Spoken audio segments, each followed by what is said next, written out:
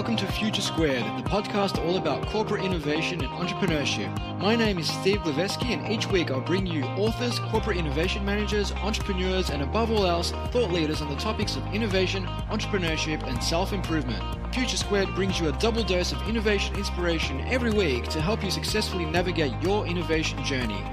Every Monday, I'll bring you a world-class thought leader such as Steve Blank, Alex Osterwalder, Neil Patel, Rand Fishkin, or Whitney Johnson, just to name a few. While every Friday, I'll bring you some quick digestible insights myself to help end your week on a high before you head off for the weekend. Future Squared is proudly brought to you by Collective Campus, an innovation hub, school and consultancy that works with large organizations to help them adopt the mindset, methodologies and tools required to explore new business models and disruptive innovation in an era of rapid change. If your organization needs support coming up with ideas, testing and turning those ideas into reality, incubating teams, driving cultural change, or connecting and partnering with startups, then visit Collective Campus online at www.collectivecamp.us. And without further ado, here's today's podcast.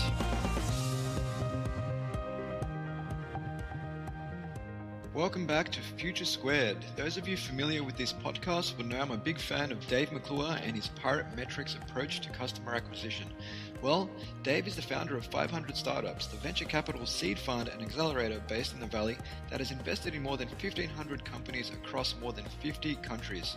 Today, I'll be speaking with Arnaud Bonzom, the Director of Corporate Innovation at 500 Startups. Arnaud's recent report on how the world's biggest companies deal with the startup revolution details the bullish efforts by multinational corporations to engage startups and leverage on their capabilities. Prior to 500 Startups, Arnaud was part of INSEAD, where he was responsible for facilitating interactions between MBA students, alumni, and the entrepreneurship ecosystem. Arnaud has also developed the Asia Funding M&A newsletter and the Singapore Startup Ecosystem and Entrepreneurs Toolbox. So with that, it gives me much pleasure to introduce you to the one and only Arnaud Bonzom. Welcome to the show, Arnaud. Thanks for having me, Steve.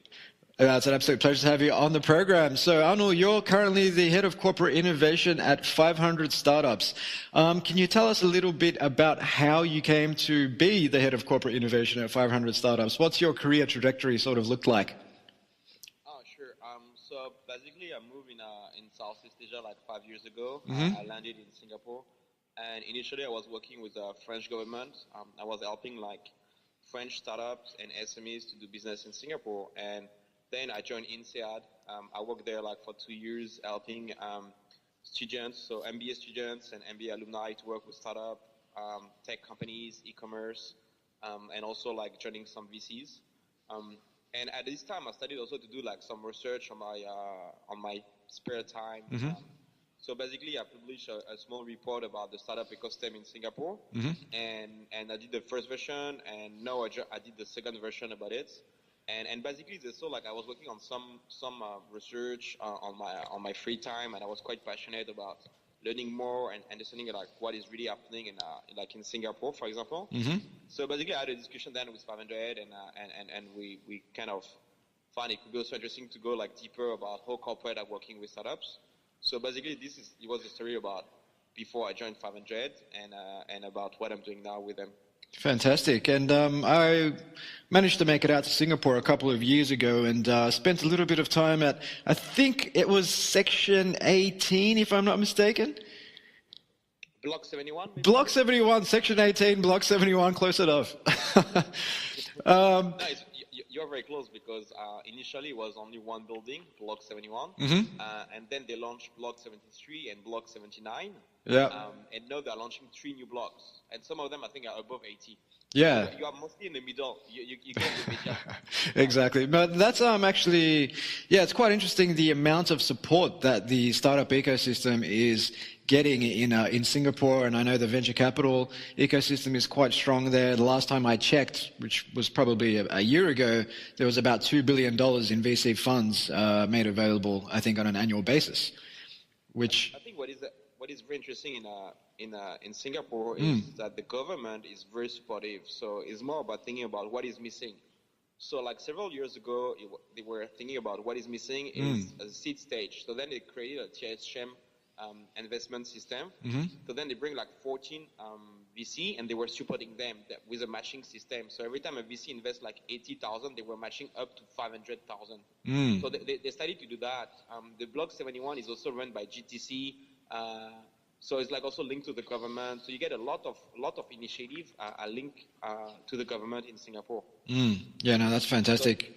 So, and I understand. It's one of the reason why on the last like 3 to 5 years, it's really booming in Singapore. We saw a lot more thing happening compared to before. Like a lot of accelerators coming, a lot of corporates are looking to engage with startup in Singapore. Also because the government is supporting some of those initiatives. Yeah. It seems like the government's also making quite a few concessions available for startups within Singapore, as well as foreigners who want to move to Singapore to start up with new companies. I think the goal of Singapore is really like to attract talent also. So for example, there's something I'm also looking is, for example, like how many of those entrepreneurs of today have been in a large tech company, for example, before in Singapore, and they come from overseas. So let's say you are based in London, you work for Google or you work for another company, and then let's say Google hire you to move because you're already in the company, or is your first job at a tech company in Singapore. Then maybe you stay in Singapore 2, 3, 4 years, and then you become an entrepreneur. So there are already a few cases of like some Google alumni who are working for VC. So for example, Simon from Rakuten is a former Google employee, or some other people who move from Google to other startups. So it's also like corporate may also have an impact that they're not necessarily looking to do because it's by losing employees. Yeah. But they have the power to attract some of those employees in Singapore. Yeah. Are willing to pay and offering like a very interesting position for those people in the region. Yeah, and then that makes something making a huge impact also in the. For example, like if you look after Simon, he was working at Google he was doing Google Korea. So I suspect he was based in Korea at this time. Then he moved Google in Singapore, and then he joined Rakuten Ventures. Right. So he was maybe not joining this fund, and maybe this fund would be not able to do what they're doing now if he was not there. And this, at the end, it was like the corporate attract him first to move to Singapore. So corporate are also like bringing talent. And when you have like Singapore, where you have most of the APAC or at least Southeast Asia HQ for all those large companies, you definitely attract a lot of people with a lot of experience. Yeah, and I mean Singapore is the third largest financial hub in the world, neck and neck with Hong Kong, I believe. So there's no shortage of talent. And I believe, also just being geographically based where it is in Southeast Asia, it's just such a great place to start a business today, especially to tap into those emerging economies of neighboring nations such as your Malaysias, Indonesias, the Philippines, and so on. Definitely. Then you still have like some challenge on the cost of running a business in Singapore compared to those countries. So for example, if you run some businesses out of Malaysia compared to Singapore, it may cost you like 2 up to 3 times less. Right. So then it can also have a huge impact on your business. But it really depends about what is your business and also where are your customers. The thing also, like if you want to attract top talent from overseas, so for example, in Singapore, Redmart, they got some very senior people who work for Amazon for a long time. They managed to attract those people from the US to move to Singapore. But it will be more difficult sometimes to maybe attract foreigners to go to other countries in Southeast Asia, because Singapore is not so difficult, right, for a foreigner. It's English-spoken country, very developed country. You don't have so much trouble to live in Singapore. Yeah. It's more expensive, but it's easier. It's an easy move. I will say it's like Asia for beginners. Yeah, definitely. And, it can be expensive, but you can always go down to the hawker markets at what I believe it's Newton Circus and get yourself some cheap food there. This is amazing. You can go to Lau Pa Sat. Lau Pa Sat is maybe quite expensive compared to others, but you can go to a lot of food court and like for like $2 or $3, sometimes you can have a chicken rice. Yeah. So the thing is, this is like it's an interesting city because in a way you can go to something like very expensive. If you want to buy a property in Sentosa, it would be like maybe 10, 20, 30 million. Yeah. But you can also live in an HDB, which is like the governmental housing program for Singaporean, or you can go to the food court and etc. And you can have like a definitely less expensive life. Yeah. Singapore has been ranked many times across many ranking between like top 5 or top sometimes even if number one most expensive city in the world. So I think it's really depends about how you count. But Yeah. it's Well, definitely not as affordable that living in Thailand or in Vietnam. yeah, that's definitely right, especially not if you want to drive a car. But one final thing on Singapore, Arnaud, is it seems to be that there is a trend towards private trade sales with startups when it comes to exit, as opposed to, you know, big multi-billion-dollar IPOs. Is that your interpretation as well? Well, I think the ecosystem is still quite young. So the thing is, when you look at, for example, if you just think about Singapore, I think it is kind of a first generation of entrepreneur who will be like people who have studied like more like 8-10 years ago. So those people will be, for example, property guru who, for example, recently, the last year raised a 125 million round.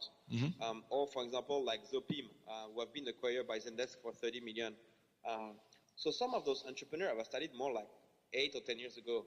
And then you get maybe a second batch of entrepreneurs who are more like the Redmart, Lazada, Zalora, etc. I mean, Lazada and Zalora is Rocket Internet, but let's say like those guys are kind of the same batch, like 4 or 5 years ago. And then you get, for example, Carousel is also like 4 years ago, around 4 years ago, and they just closed a 35 million round. And My Republic also, etc. So then we're also talking about quite a young ecosystem.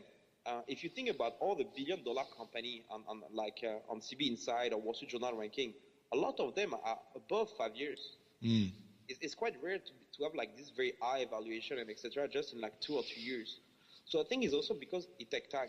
Yeah. And you can get like a massive exit and build a massive company in just like 2 or 3 years. So the thing is, the ecosystem is still young. It's promising, but you need to wait. There's a lot of things we need to wait before getting like more exit. But I mean, Alibaba put 1 billion in Lazada.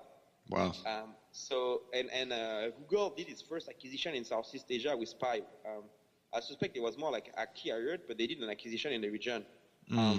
So there's like a lot of signals saying like is a lot of things happening in Singapore and also in Southeast Asia. I mean, for example, in Malaysia, you get also some very interesting company.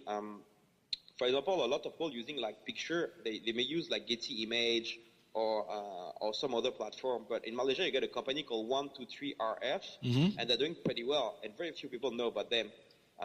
So Malaysia is, for me, kind of the land of hidden gems. You get a lot of companies doing well, but they're quite low profile. Yeah. Not too much.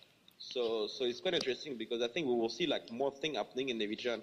And then people are like, wow, this company got acquired, or this company just raised this massive round, and we never heard about them before. Yeah. So you have also this kind of entrepreneur, and this also takes time because you're not aware about where those people are now, and we will only know at the end. So this may happen in 1, 2, or 5 years. Yeah. But in a nutshell, I think it's still early. We have like some very interesting thing happening. But we can't necessarily like compare it to an ecosystem like Silicon Valley, who have been built like on the last like 40 or 50 years. Of course.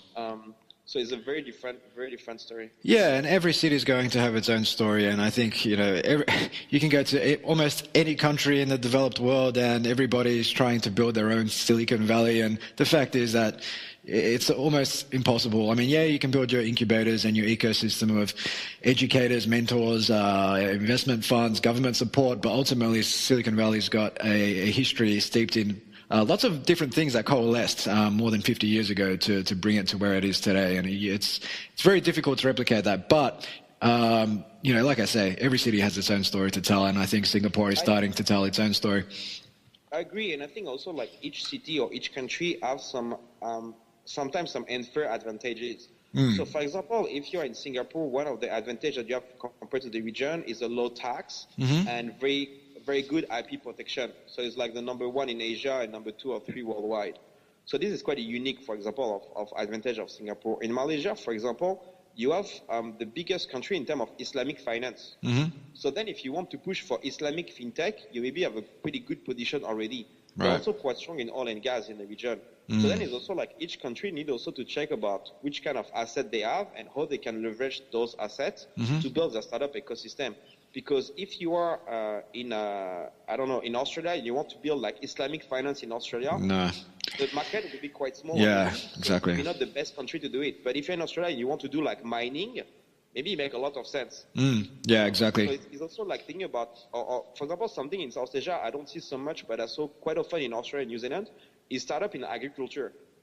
So agri-tech startups. So I saw some of them in Australia and in New Zealand. Yes. I didn't know so much of them. I know a few of them in South Asia, but not so many. So for example, Australia can definitely leverage that, and plus China have like some challenge about food and safety in terms of food. So they may have also money to invest in some those startups and secure some food coming from Australia. I think it's like Middle East also. There's some country in Middle East acquiring a lot of property in Australia. So maybe because it's also about this kind of challenge, so they may be also interesting to invest in some of those startups in this space to improve like productivity and etc. of in agriculture. Yeah. So I mean, in a nutshell, it's really like about what is your asset and how you can leverage them, and not trying to copy Silicon Valley and do the same thing, because if you want to beat them on their own game, it will be very difficult. And maybe very few countries can do that. Maybe China, because they have a huge market too. Because the government can move a lot of things, can decide of a lot of things. But I suspect like very few countries could potentially be able to challenge really Silicon Valley, at least on the short term. Yeah. So I think it's easier for a lot of them to go to, okay, you are good in agriculture, build an ecosystem about agriculture.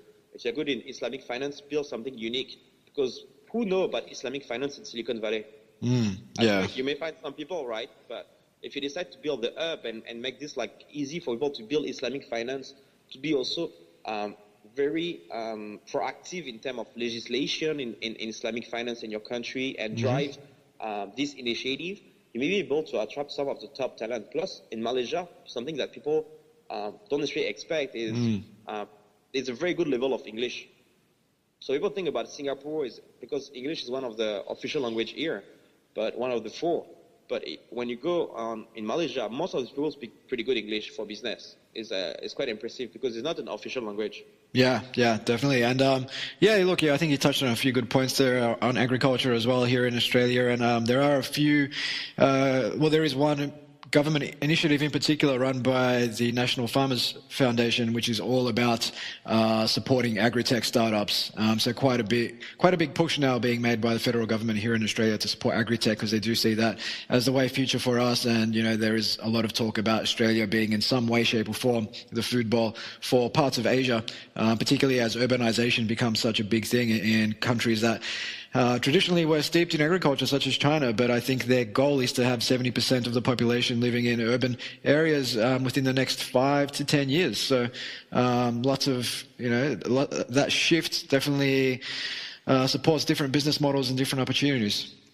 Which must be already the case in Australia. Now you may have already like 70% of the population living in cities, no? Oh yes, in Australia that's definitely the case. I mean, you take more, no? Yeah, well, Sydney and Melbourne alone is pretty much 10 million people, and that's already 40% of our population. So, yeah, that doesn't even account for the other cities. But anyway, Arnaud, you recently co-authored a report entitled "How Do the World's Biggest Companies Deal with the Startup Revolution?" And in this report, you found that 68% of the top 100 companies on the Forbes Global 500 are engaging startups, and interesting to note that the top 100 are engaging them twice as intensely as the last 100. So why is it so important in today's environment that large companies engage startups? Yeah, so when we did this report, is because we found that a lot of things is happening between corporate and startup, but we didn't find like so much report or study about what is really happening. And most of the time, those reports were covering only one country or one like specific way to engage with startup, like corporate venture arm, for example. So we decided like we're quite curious. We really want to know more about what is really happening. So then when we look after those 500 companies, we have like some assumption like maybe US will be number one. We don't necessarily think that this kind of huge gap that you just mentioned between the top 100 was like twice more than the bottom 100.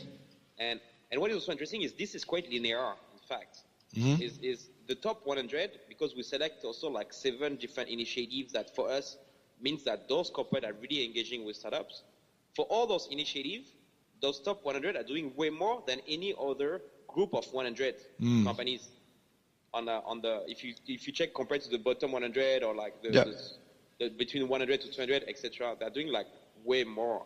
So it's quite interesting that the largest one are doing a lot. Then so far we don't necessarily know exactly why. We see that there's a strong correlation. It could be because they have more money, because they have bigger money, and they're a bigger company, and maybe for them it makes more sense to do things. And it also maybe costs less them to have just one initiative, because if you're like 5 times bigger to someone and it costs you the same price to run something, at the end is not so much impact on you compared to a smaller one. But you really see like a really strong correlation between the size of the company, the rank of the company on this specific ranking, and the engagement with startups. Is it possible also, Arnaud, that perhaps companies at the top 100 are, as you said, much bigger, but also as a result of that, perhaps more bureaucratic, slow-moving, more regulated, and as a result, there's more incentive for them to innovate by going outside the building? Yeah, I mean, we're looking now a little bit more, try to think also more about are they older company or not? For how long the CEO have been on those company on the top? We're looking after like few criteria, but so far we didn't really. We are still digging like some of them to try to understand like why. Yeah. Because it was something we didn't really expect. So now we try to understand more like why those 100 company are working more than any other. I mean, 2 times more than the bottom, for example. Yeah. So we try, and also to understand why the bottom don't do so much. Yeah, and do you have any insights as to the success of those programs or the engagement with startups? For example, comparing the top 100 to the bottom 100. So the challenge that we have is that most of those corporate, basically, if it works very well, they don't tell you too much. Yeah. And if it don't work, they don't tell you anyway. So the thing is, first is like there's no like so much like sharing about how it really works for all of them, right? So this is one of the challenges. Second is like if you need to ask the 260 plus company doing something exactly what they're doing, the time you finish to speak to the last one, the first one is already changed. Yeah. So this is another challenge, and the last thing is like most of those initiatives are also quite recent. So, for example, if you think about corporate venture arm, if you go to Intel Capital, they started that in the 90s. Yeah. So this is a long time ago. You can get a lot of numbers of the fund, if it's working well or not. But if you look after, for example, the corporate accelerator, just have been launched like 1 or 2 years ago. Yeah. It's too young. Yes. You don't have time because like it means like company have been graduated between like 1 year or they just graduated now. So those companies don't really have time to grow and to do something. Like I think people misjudge sometimes like company like Uber. They feel Uber is 3 or 5 years old maximum, and it's more like 8 years, right? Yeah. People are like kind of feeling that those companies have been created like recently, but a company like Microsoft is already like more than 30 years old. Alibaba is above 15, etc. So people are feeling maybe 20 maximum Microsoft or 25, I don't know, and then you're like above 30. You don't expect those companies to be like no, that's right. And I think all that out there. Yeah, that's a great point because effectively 2 years is not enough time. And the problem with a lot of corporate innovation programs is that, if the results aren't there within, say, 12 months, oftentimes these innovation programs get pulled, whether it's an investment in a startup, whether it's an internal program, whether it's some teams being incubated off-site. It seems as if there's a misalignment between expectations of return and the reality of early stage innovation. Yeah, so the thing is we feel like there's a lot of them. Also a way to see if it works, it would be a way to see in the future is maybe in 5 or 10 years, we can also compare like who is still running something, who is doing more with startup than he was doing like 5 or 10 years ago, who is doing less. And this also could be interesting. And then it could be also interesting to track like on the ranking, the company who are going on the top, are they the one working more with startup than others or not? Like if these have an impact on how the companies are ranked in a way, are you doing better if you're like working with startup? It doesn't mean like the startup is why you're doing better, but maybe because you are more open, because you're more aware about what is happening around you. So it could be not necessarily like the reason, but it could be maybe an indicator, a proxy to maybe identify company who are maybe more focused on what is happening around them and the challenge that they may face in a few years and not so much on what is happening now. Yeah. And I think one of the main challenges, something like very interesting, is the time horizon of a startup compared to a corporate. because here we look after the public listed companies. So those people, every quarter, they need to show that the company is doing better than the previous quarter. Correct. So it's like very short term. You talk like every 3 months. If you engage with startup at very early stage, like as a accelerator stage or seed stage, 3 months later, it doesn't make a huge difference usually. It's more about what will happen in like 3 to 5 years. Yeah. It's why also when you look after venture capital, the fund is like 10 years. So usually you do your investment the first like 2 years, 3 years, and then you wait to get the exit and etc. And then you close the fund after 10 years, right? Or maybe 11 or 12. Sometimes you can get some extension. Yeah. But basically you get like on average like 8 to 10 years, 7 to 10 years to grow the companies, right? And then to have enough return and give back the money. The thing is, how can you expect to get like very short-term results with startups? So this is something difficult. The second thing is the average tenure of a CEO of the Fortune 100 in US is maybe around like 5 to 7 years. Yeah. So if these take like 5 to 7 years to pay off, if you start something, the result will be for the guy after you. Yeah. On average. So then what is your incentive as a C-level person to work with startup? And I think what we describe for that is quite simple framework is you have the research and development, right? And it's to be the same thing. It's maybe something will pay off in 5 or 10 years, not in 3 months. But almost all those companies will have an R&D department and spending a lot of money on it. Nobody discussed too much about that now. And even if I've joked about it, like you want to save money, shouldn't the R&D department? Then you increase your revenue, your profitability, right? But maybe your company in 5 years or 3 years doesn't exist anymore. So you have the R&D on the bottom with like very long-term focus, and you are very far to get already the product market fit, etc. On the opposite, you get the M&A, very short-term. You buy strategic assets already. If it's startup, is mostly like having already like product market fit, etc. Except if you go for a career and you want to acquire the talent. So you have something like very long-term and something like very short-term, a quick fix. But what do you have between, right? And what we found between is what we call the corporate startup engagement. So between M&A and R&D, you have a lot of different ways you can engage with startups. So if you do, for example, like Series D and E investment, you are very close to M&A in terms of the maturity of the company you are working with, you are engaging with. And then on the bottom of the corporate startup engagement, if you do like seed investment or accelerator, then you are close to R&D. So basically we feel is a missing piece between like M&A and R&D is how can you do things between.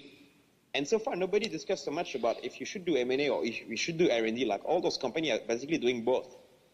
Right. But then what we found also very interesting in this report is also the majority, because it's like 52.4% of those 500 companies are doing corporate startup engagement. We didn't expect to see like such a high number. Yeah, that's the majority, in fact, of them. And as you mentioned, like the top 100 is 68%. And when we looked after like the seventh thing, we didn't look after just sponsoring an event. For us, this doesn't count because you don't really have skin on the game. If you just sponsor an event, you just put like 10 or 50K once, that it. Oh, you yeah. don't count that. Yeah. So we're also looking after really be engaged with startups. So it's why we're very surprised about those very high numbers. No, that's right. And there's a lot of instances of theater out there where companies are perhaps just sponsoring events or just running a hackathon, but there's no real focus on business model validation, product market fit validation or anything like that. And ultimately nothing comes of those programs. So there is a difference between that and your longer term investment where you expect maybe after 3 or 5 years for some sort of return on investment to hit the accounts. But I mean, you touched on a few interesting points there, and the short-termism that's rife within all listed companies, because they all have their quarterly reporting to take care of, and executive bonuses and performance metrics tend to be tied to the short-term performance.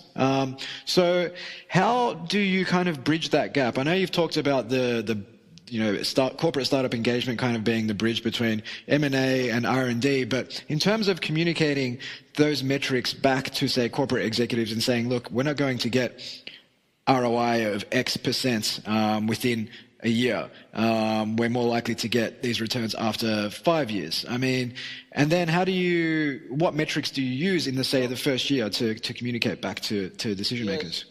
So the thing is, usually let's take a kind of example that happened to me quite often. I may get a corporate coming to us and say, okay, we want to run a corporate accelerator. You did this report and you're running accelerator.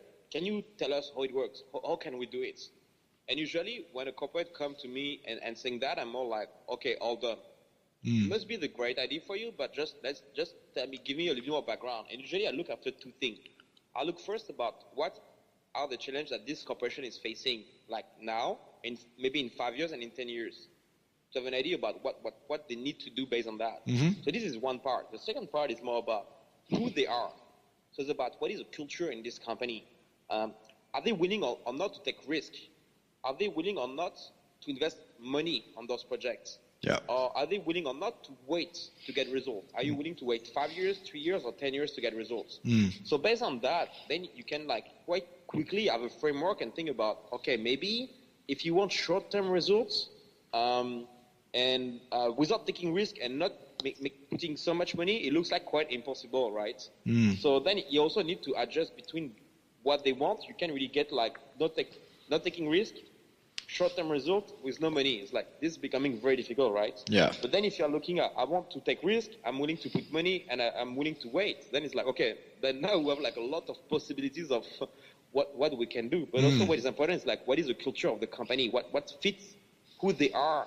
Because it's also like finding the best way for them to address startup, but based on who they are, not like doing something is like fake. Yeah. It doesn't like really represent them properly, because then it doesn't sound good from outside. So then it's really like thinking about who they are, what challenge they are facing, and how they can work with startups. And then we discuss about, okay, maybe accelerator makes sense, or maybe you can do more what we call a startup program, like what Microsoft is doing with Spark, or maybe for them it's maybe better to do a corporate venture arm. So it really depends about the profile of the industry or the profile of the company. Based on that, we can see like how they can engage with startups. Yeah, and I guess every company, like you've alluded to there, will have different objectives. Some may want to drive culture change. Some may want to just outsource their innovation, their Horizon 3 disruptive innovation. Others may just want to, change their brand in a marketplace. I mean, these days there's so much competition for talent, and a lot of the emerging Gen Y and Gen Z talent are going to your more progressive companies who are giving them the opportunity to innovate and, ditching Wall Street for Silicon Valley, I guess, to use that sort of analogy. So that definitely comes back to those objectives, like you've just said there. Yeah, I mean, definitely. So the thing is, also now we saw like a lot of corporate working, and there's a lot of different models to do each of those engagement with startups. So it's also a lot of flexibility. And also when you think about all those people are doing, you can be inspired and create maybe a new model too. So also what I find interesting is like when you talk, for example, to let's say a bank, most of them they're quite focused about what the other banks are doing. Yeah. If you talk to automotive, they're like, what is the automotive industry is doing? Which I say I agree, and I share with them what we know about happening in the industry. But sometimes it's interesting to see by industry, but also think, okay, if you want to build an accelerator, who are the other industries who are doing that in an interesting way, or a different way? So for example, Airbus is doing that in a very different way. They are doing a mix. So they call that a BIS lab. They're mixing employees and entrepreneurs to their accelerator. So it's quite a very different way to do it. Because in each batch, you get a mix between employees to work on new projects. And they start to launch their project through the accelerator like an entrepreneur. Yeah, that makes... So and there's not so much corporate doing that on their accelerator. So this is kind of interesting model. Yeah. But then it's not because you're not like, in this case, only Boeing can do the same thing, and the Chinese, and I think it's more like 3 or 4 companies in the world who are building planes at this scale. But it's mostly between Airbus and Boeing. But it doesn't mean if you're an automotive company or a bank that you can do the same thing. So then it's also about sharing with them like what are the best practice across industries, not only about people doing facing the same challenge in their own industry, but it's like across all of them. Yeah, and I really like the open innovation type of accelerator where you bring entrepreneurs together with employees, because the employees will bring domain expertise, networks, they understand the space perhaps much better, but the entrepreneurs bring their talent, the different way of thinking, the different way of solving problems, of building stuff, of ultimately, as is the hashtag, getting shit done. So, bringing those two together can be quite powerful, and also helps embed that entrepreneurial culture back into the organization.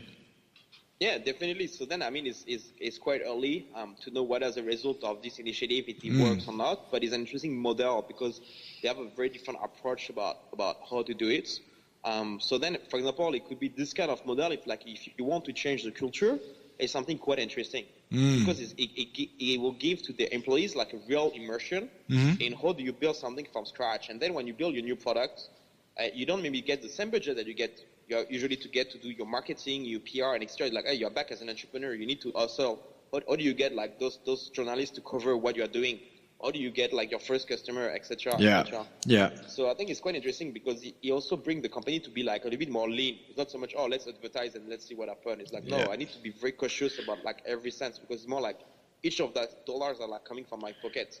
Yeah. So he can change also the culture and how you launch new product and then it's like, oh, maybe very quickly because you're maybe more cautious of it. It's like, okay, maybe very quickly you move. Okay, this doesn't work. I twist. I will do something slightly different. Let's see how it works and etc. Yeah. So I think it's a very interesting model about how they're doing it. Yeah, that makes a lot of sense. And you're introducing those constraints and replicating the environment that entrepreneurs find themselves in, where you don't have exponential budget. You can't just throw money on ads. You need to be very lean with every decision you make, with every meeting you take, with every, you use lean analytics and measure only the metrics that matter and so on. And, that way you're going to be hell-bent looking for product market fit rather than just spending money perhaps on a flawed approach or a flawed idea. Definitely. So I guess, we've touched on a few of the challenges there around culture, around short-term metrics and incentives. What are some of the other challenges you've come across with 500 startups where corporates have wanted to engage with a startup? I think there's like a few other challenges. So for example, when you go from startup to corporate, when a startup reach out to corporate, they know that they want to work with them. Yeah. Like, okay, we know that those people should be a potential customer. They will do the follow-up. They will be like quite, and for them also is like, especially if it's like B2B companies, is having one or two more customers can make a huge difference in the company. You can just reach break even because of that. For most time a corporate, like working with startup, maybe don't change so much for the next quarter, right? So the thing is, one of the main challenges is the speed.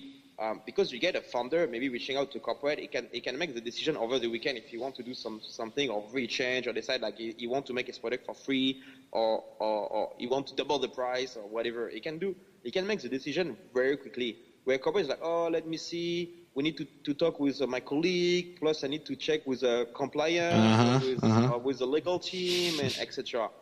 But then it takes time. So the thing is that they're playing on the two very different time frame. And the thing is, sometimes, for example, for some very specific example, like for example in M&A, you may spend so much time on running on the full process that if it doesn't happen, sometimes you can almost kill your business because you don't spend so much time at building it. So the thing is like, and corporate are less in a rush. So sometimes this is a huge trouble. On the other side, when you have corporate reach out to startups, some of them are very engaged and they really want to work with them, but some of them are more like, I call that like kind of tourists. So it's like you're going to a zoo, right? And it's a nice place. You want to go to the zoo, it's great, you see a lion, you like it, you're happy, but do you want to bring the lion home? No, exactly. And it should be the same thing. Sometimes they're so startup, like, oh, this is cool. Should we work with them, or this will be difficult for different reasons like speed and etc. Then it's like, okay, maybe I don't bring the lion at home. Yeah. So sometimes you get some entrepreneur who will say, I talk with a lot of corporate, but a lot of them are just kind of a tourist, or it's like more like window shopping. They're just looking, but at the end nothing happens. So I'm like, what? And then they feel sometimes that they're teaching them stuff about what is really happening on the market and what they see as an opportunity. Yeah. So I think the challenge is like introducing corporate to startup. This is a challenge on the startup side, because for them it's more about it's more like startup to be introduced to corporates. I see more value in this way because startup are like, I don't want to waste my time. Yeah. I don't have time to waste. I don't have so much money. I need to go like straightforward about finding the right people in the organization and moving the thing quickly because my company may not survive if this doesn't happen. So corporate have less time. I don't say they're less efficient, but they just have, they have more time. They have more time. Yeah. It's not about efficiency, but they have more time. They're not in a rush to be sure like the things are happening. So then on this kind of thing, you have like some clash sometimes because you're not playing on the same time frame. Yeah. So this is one of the, for example, it's one of the challenge of the cooperation between the corporate and the startups. Yeah, and I can definitely vouch for that. I know a lot of startup founders who feel like they've been given the runaround and they've been entertained by a particular corporate meeting after meeting after meeting, and then nothing really comes of it. And ultimately, in many cases, there's never been a true intention there on the part of the corporate. Do you believe that there seems to be a lack of alignment or lack of appreciation for what the startup is actually going through from many corporates? Like, they don't get it when a startup approaches them, requests a meeting. It's actually in the startup's best interest for the corporate to say, hey, actually, sorry, we're not interested, rather than say, oh, look, let's entertain them, let's catch up and have a chat and go for a coffee. I think, yeah, sometimes corporate may be interesting to learn about what is happening with people and etc. But like, an entrepreneur is more focused about selling, not so much about and learning from the customer. So it's like learn about them and sell to them, learn about them, sell to them. And if you need to change the product, change to adapt of what they need and just sell. So they don't have so much time about doing all the thing about like networking and some of the stuff. They just like sell your product, grow the company, and then recruit people and etc.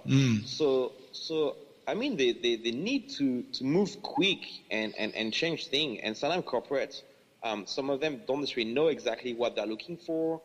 Plus, you can always think, okay, let's know more, because maybe if I know more, maybe it can fit another division. And you know, you can. I mean, it's good intention, right? You feel like, oh, maybe you know more, then you can have a better. You can be in a better position to support them and see how you can plug them with the right person in your organization, right? Yeah. But also, you need sometimes to go through like different layers. You talk to one guy, and then after 1 hour, oh no, he's not the right guy. So you need to talk to another one, and etc., right? When you start up, most time, if they deal with corporate, you may deal directly with the CEO, or just someone below. So then it's like very fast. There's not so much. Anyway, there's not so many people in the organization. Everyone fit in the same room. So yeah, everyone is on the C-suite in a startup. Exactly. I guess that's when the startups also then have a responsibility to learn how to better qualify prospects, and that just comes down to asking good questions, asking them who else they've worked with in the space, trying to understand whether there's actually budget to do this type of thing, how fragmented the organization is, and trying to be really, who is the bullseye person that I'm talking to here, who controls the budget or who influences the purchasing decision and so on. I'm 100% agree, but the challenge is like in each company, this work in a different way. Yeah.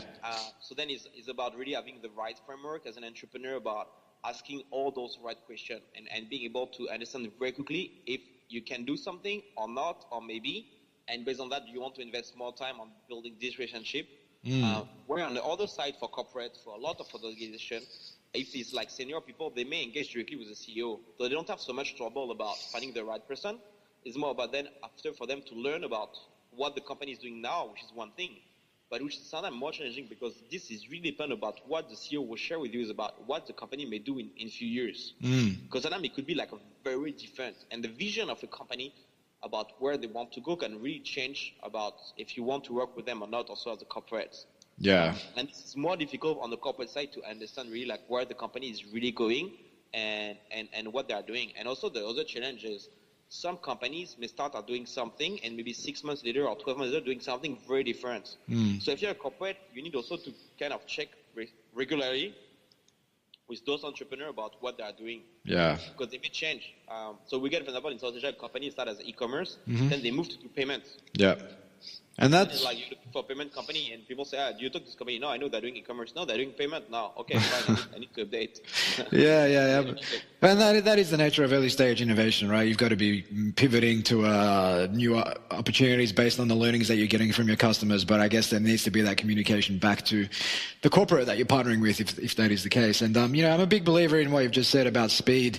Ultimately, and a team of 5 to 7 people, cross-functional talents, relentless focus on solving a problem and just rapid experimentation, learning and iterating can get way more done than a team with 100 times the resources who just, need to call a meeting every time a small decision needs to get made. So can't agree more on the speed side. Yep. Don't get me wrong, right? I also saw like some amazing collaboration between like startup and corporate. Yeah. Like some amazing stories. It's not only like talking about the difficulties. No. And the fact it's not the easy thing to do. There is some corporate and some startup who really managed to team up and really build like amazing stories about how they work together. Yeah. So let's talk about. Have you got a case study you can share with us, Arnaud? Yeah, I mean, there's like few stories that I really like, and I think one of my favorite one is about how Coca-Cola worked with Spotify. So initially, it's also a story about an investment. So Coca-Cola have invested in Spotify, but when you look after this case, first you're like, okay, a beverage company invests in a music streaming company. Yeah. What is the point? Like, why do you invest in something like so far from your core business? Like Spotify, do you want to sell like music now, or what do you really want to do? And then it's like Spotify, like what do you get about working with a beverage company, right? With how much fun do you have with working with them, right? You are like cool brand and etc. And you work with like company, it's like I don't know, maybe Dinosaur. 100 years old. Yeah. Like what do you get? So then what's interesting to see is about what are the challenges that those two companies are facing. So one of the challenges for Spotify as a startup, I mean they're not so young anymore, but let's consider themselves as a startup. It's about distribution, for example. Is how do you manage to get everyone know about your product and everyone to maybe listen to music on your platform? And then when you look after this thing is Coca-Cola, they have more truck to deliver Coke in the world that UPS, DHL, and FedEx together. Yeah, that makes sense. So the thing is if, in a way, if you spin off the logistic part of Coca-Cola, is maybe the biggest logistic company in the world. But people see it as a beverage company. But in fact, one of the assets, which is very interesting for them, is the logistic part. So the thing is then, when you are Spotify, if Coca-Cola put just a kind of a small stickers on or they just integrate in the design of the can, like just a QR code or something where allowing the customer to download like one free music. Then you can download like one of your music you like, just once. Yeah. So then in terms of reach, this is amazing for Spotify. And the cost of allowing people to listen just one music is quite low. So they get like something quite amazing to do with Coke. Then, for example, on Coca-Cola's side is about something that also very important for Coca-Cola is about delivering happiness, right? It's about how your customers are happy about drinking your beverage. How do you build a kind of a customer experience around that? Then if you offer to your customer to get like one free song, that maybe their favorite song, they pick up the one they want, while they're drinking a Coke with some friend, it's becoming also a cool experience for them. So then when you think about that, it's like, okay, maybe it makes sense for those two companies to have done some work together.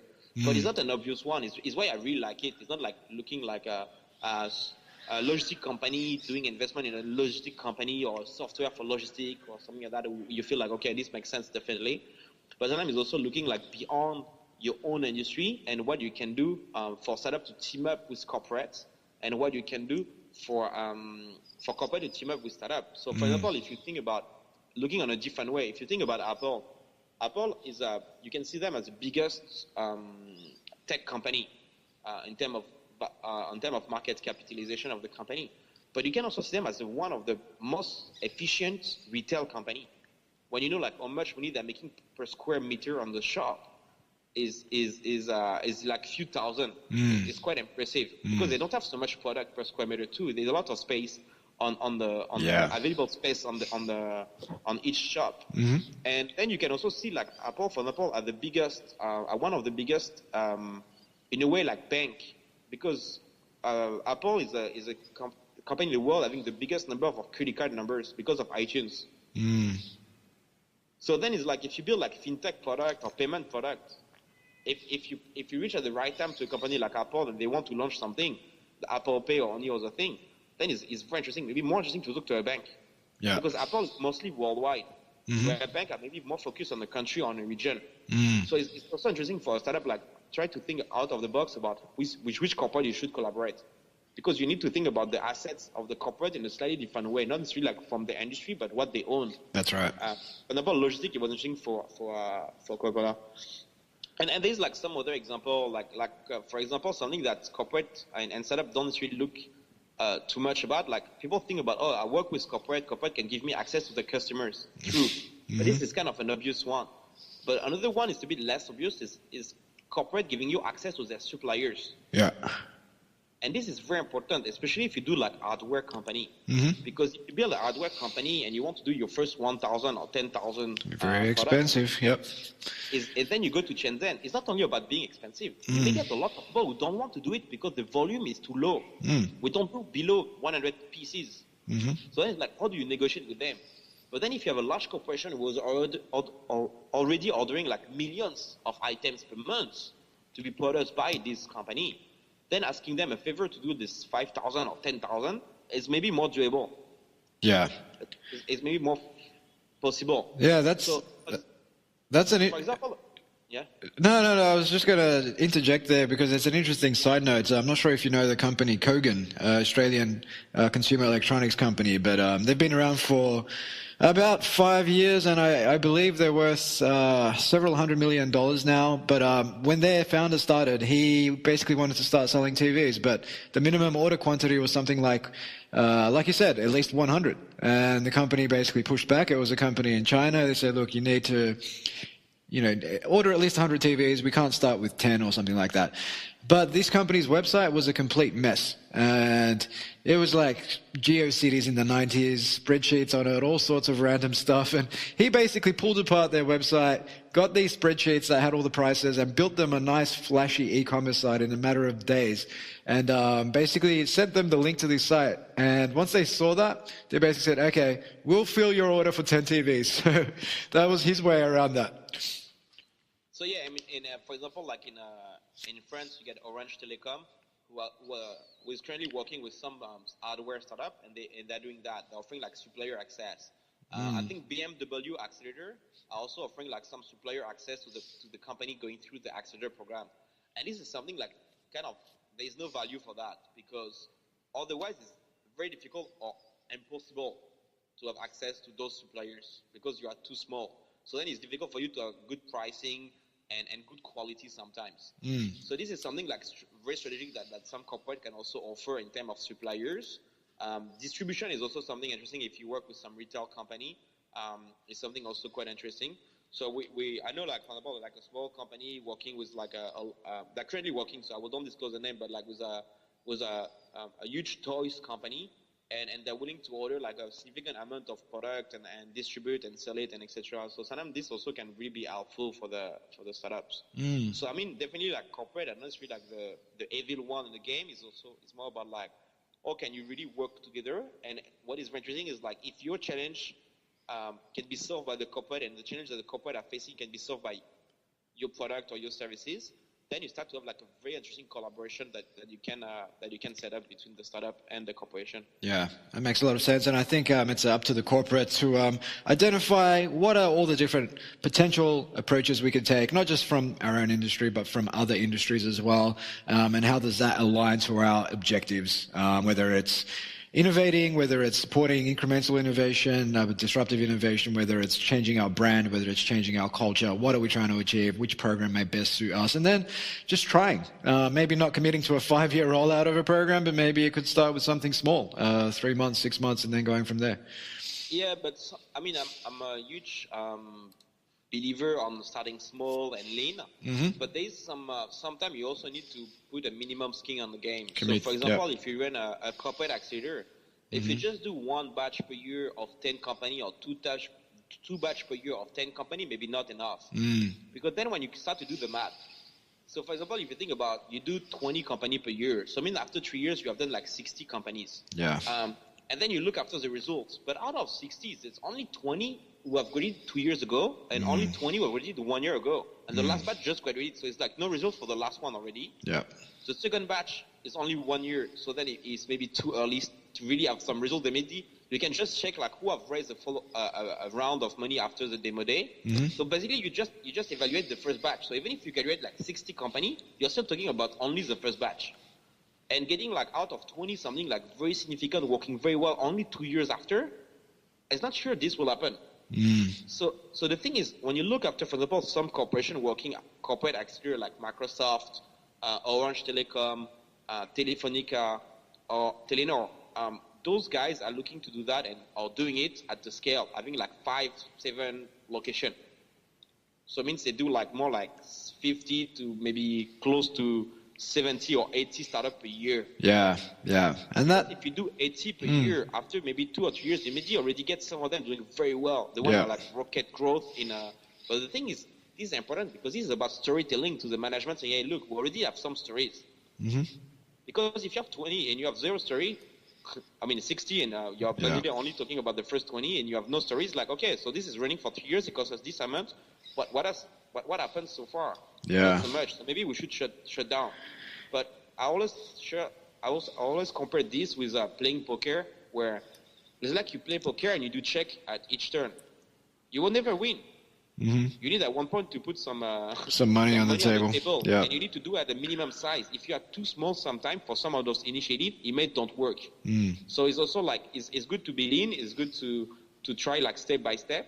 So for example, it's interesting because Telenor, they're running now for like maybe 2-3 years. They're an accelerator in Thailand, run by DTAC, which is the local telecom operator there. And now they're scaling between like 6 to 7 countries. So they did one. They see it works, then they're scaling it.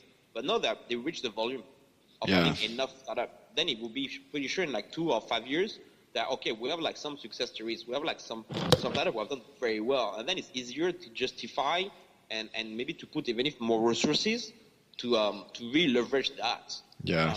So this is I think it's quite a good example about what Telenor did in terms of we do one, we see how it works, then we're scaling it. Telstra did one in Australia, then they built a second one in Singapore. And I think it's also part of having a kind of minimum volume of companies. Yeah. To be able to really have some impact on your business. Well, that's exactly right, and I think what you've kind of alluded to there is very similar to the fund of funds that a lot of venture capital organizations are setting up, where they partner with a number of different funds, and the aim is often to have, several hundred startups in these funds, because the likelihood of a return of a number of those startups, going bang and generating billion-dollar type returns is much higher. The bigger the pool. It's about diversification too, right? Of course. You put all your money on one stock, let's say BMW stock, or you put your money in 10 different stocks from 10 different industries, you may be pretty sure you don't have a bad return. You may don't get an amazing one, but you may get something okay. If BMW is doing very well, you may get amazing return, but if they're not doing well, you can be smashed. Yeah, well, that's it. That's investing 101, I think. So thank you so much for being so open with our listeners today, Arnaud. That was great. But before we wrap up, I just wanted to get into the lightning round. So this is a bit of fun I have with all of my guests. I ask you 3 questions, and essentially, don't take too long to think. Just tell me the first thing that comes to your mind. Are you ready? Ready, let's rock and roll. So question number 1 is, if you could work for any company at any stage of the company life cycle, who would it be and why? I think ideally maybe my own company, and so all at the beginning. Yeah, I like that answer. Question number 2 is, if you could ask anyone a question, dead or alive, who would it be and what would you ask?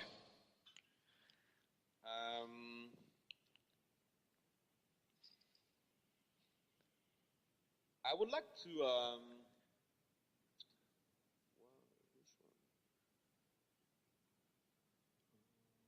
I had this question recently, but in a very different way. Yeah. 10 people. And I'm talking about, I want to invite the team together, and I pick up a team, and I want them to talk about different topics. But let's pick up just one. Yeah.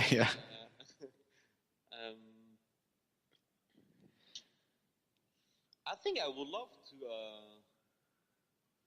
talk to it's a tough one.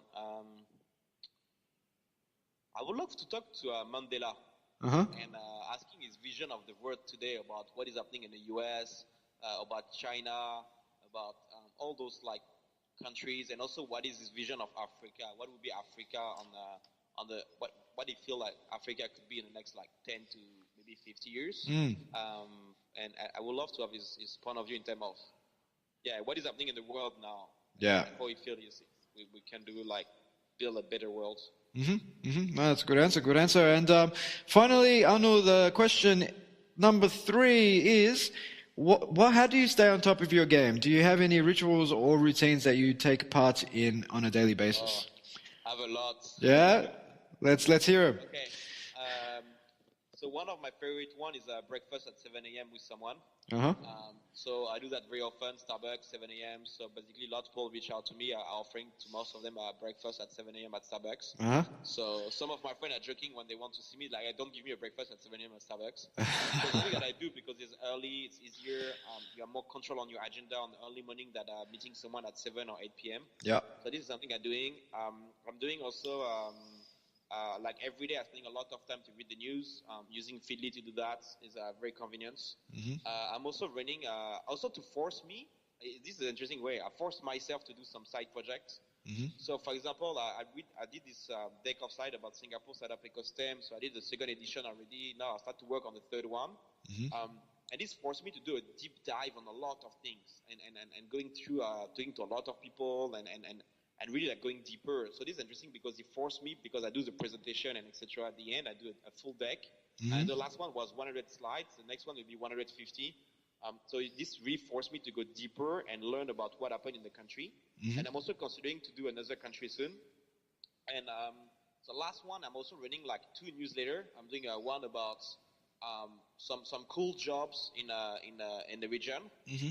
So this is interesting because sometimes you see also what kind of position the company are looking for.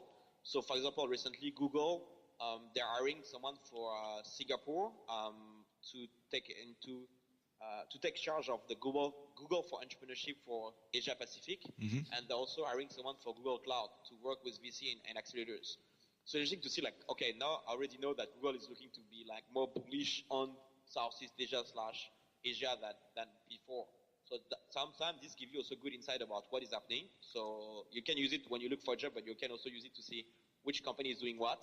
Uh-huh. And the last one I'm doing is I'm also doing a newsletter about all the startups who raise money in Asia, Asia Pacific. And then, for example, is where I learned about what is happening in agriculture in Australia or New Zealand. You see sometimes some patterns about maybe more B2B company in New Zealand because it's more difficult to do B2C. There's not so many customers.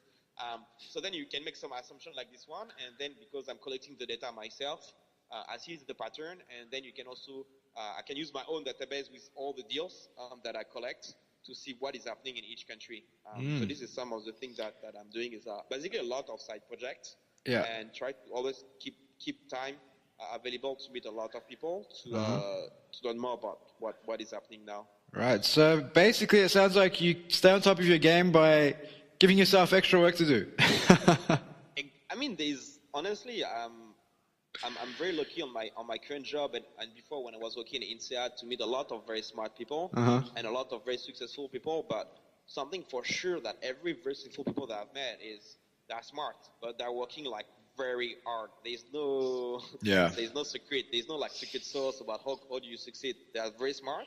They have surrounded by very smart people too, but they work a lot. It doesn't happen like overnight. Everyone thing is like, for example, if you think about the Pokemon Go story, what is the overnight success? No. But those people work at Google Maps before, etc. So it's also based on how you build in the past, and they know how this kind of thing works. It's not like just they start this and this works very well. There are smart people working hard, and they know what they're doing. And this is like more like some 10, 20 years about building your network, building your knowledge, and be able to do that at the right time. But yeah, definitely, I think unfortunately, there is no like shortcuts. On those things. Yeah, I agree. And one of my favorite sayings is people overestimate what they can do in 1 year, but underestimate what they can do in 5 years. It's all about planting those seeds. So where can Arnaud, where can people go to find out a little bit more about you and perhaps connect? Oh yeah, I mean LinkedIn is the easiest way. But then I mean there's also Twitter, Facebook, and I also launched my own website. So it's like just my first name, last name.com. So it's like Arnaud Bonzom, and you can find the newsletter, the side projects. I also try to contribute to some other report done for different topics. And I also share on this website like all the report I've contributed to. So it's like a lot of list of things happening across the world around like entrepreneurship. Fantastic. Well, I'll make sure to include all of the links in the show notes for our listeners. So thanks again, Arnaud. You've been an awesome guest, and I hope you enjoy the rest of your day in sunny Singapore. Thank you, Steve. Have a good day. Well, that's it for my chat with Arnaud Bonzom from 500 Startups. Hope you enjoyed that as much as I did. As always, a quick update on the happenings around the Traps at Collective Campus. We are, of course, hosting Ash Moria later this month on August the 31st. If you'd like to pick up a ticket to partake in our very first Future Squared Live, you can do so at collectivecamp.us/events. We have just announced that we'll be running 14-hour startup, 2-day intensive where you get to take an idea through to business model, through to prototype, through to testing in just 2 days. So you can find out a little bit more about that at collectivecamp.us/classes. And that is really just the tip of the iceberg. We've got a ton of classes, workshops, courses on emerging skill sets and technologies taking place at Collective Campus over the next few months. You can find out a bit more about that at our website. We've got online resources, blogs, videos, webinars, infographics, all that good stuff. So just check out our website to find out a little bit more about all the happenings, all the going-ons, and all of the resources that you can get access to today. If you're liking what we're putting down, if you're picking up what we're putting down, I'd love it if you take just a minute of your time to like us, subscribe, and or share this podcast with your friends. You can do so via iTunes, Stitcher, and SoundCloud. Until next time, Future Squared out.